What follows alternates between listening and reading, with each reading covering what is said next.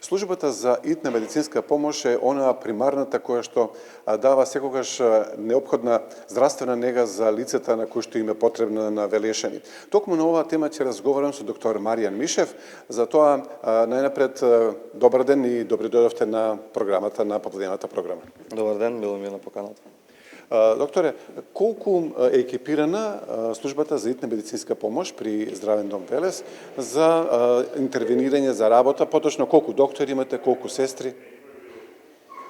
Моментално сме во број од 10 доктори, 17 медицински сестри и 10 возачи.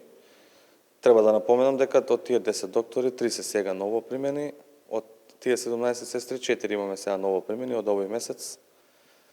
И да, тоа е.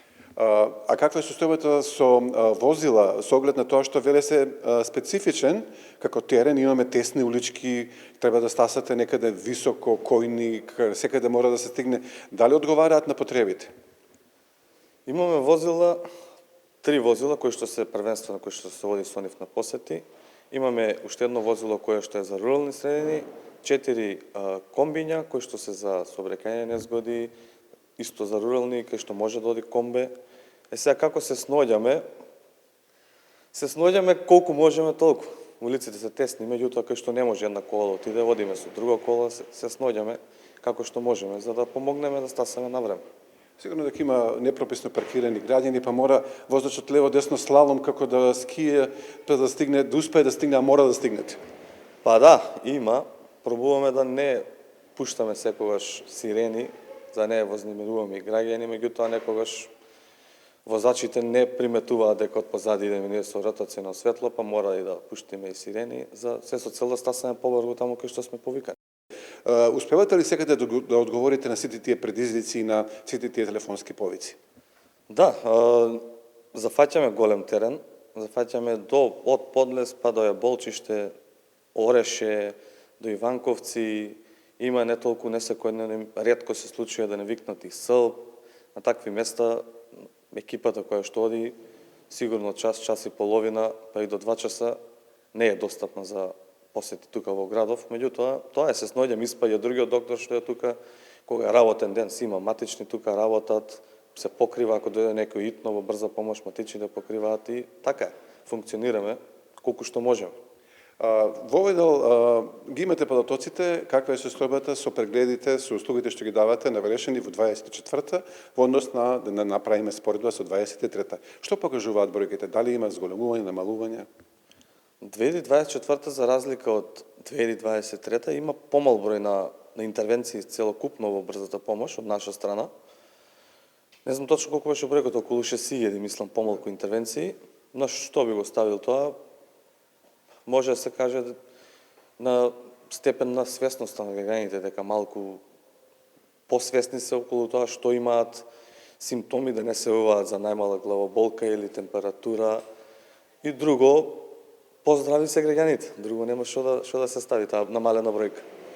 Докторе, сигурно дека во овие имате ваше согледување. Дали се повеќе бројни повиците преку викенд, ноќе, дење? Како е распоредот тука?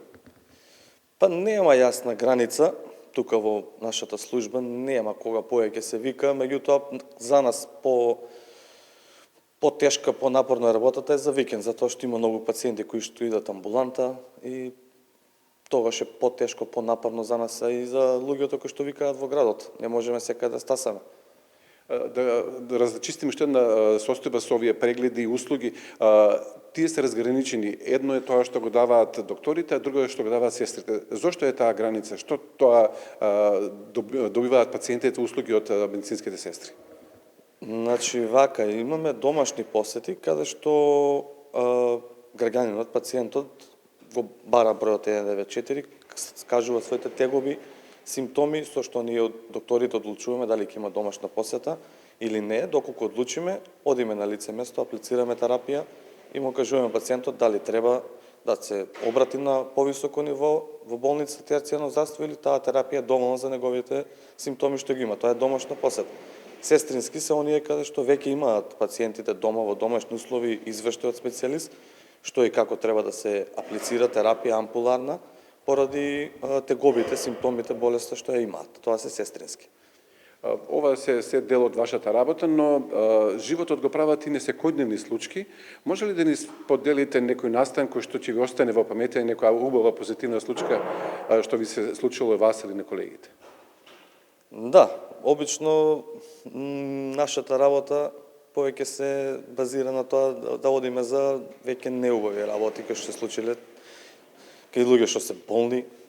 Меѓутоа има и несекојдневни ситуации каде што ти дава поттик повеќе да работиш, ти го разубавува денот.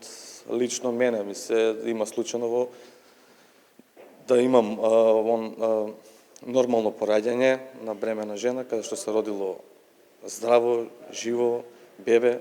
Ете, тоа го дава убавината на вашата работа. Ви благодарам за овој разговор и посакувам помалку работа и многу посреќни мигови на овакви случувања што се реткост во вашата работа. Ви благодарам и вас.